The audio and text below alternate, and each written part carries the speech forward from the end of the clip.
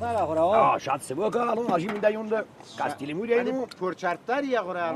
الان نی خلاص رون آوا رون میشه رون آوا برای سلامتی آقا امام زمان صلوات. الله یلا عباله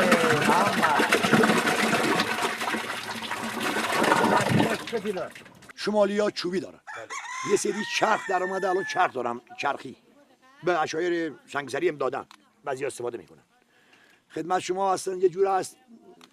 گشکای لاکی اونم تلم میزنن ولی طلوم ما اصلی همون پوست گاو پوست گاو بزرگیه تو اون تیلم میزنن اون کار مرداست یه 2 ساعت 3 ساعت طول میکشه که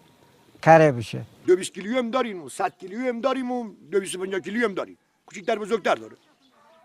مشکی همون گاو رسیده و نمک میزنیم انار پوسته انار میزنیم 2 سال دیگر هست خراب نمیشه تیلم زدن خیلی مشکله تیلم مثلا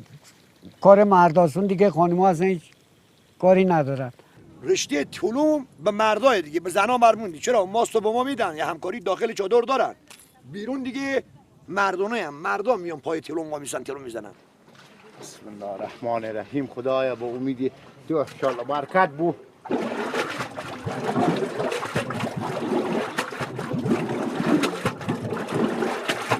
اصلی میزونه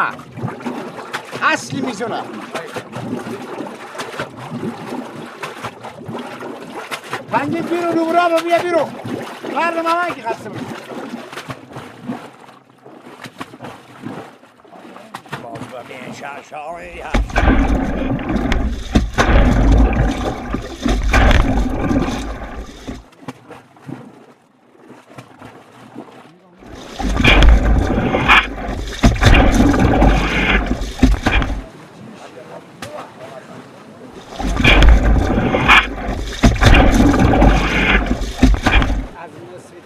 دست شوک تو داره مشتری تو داره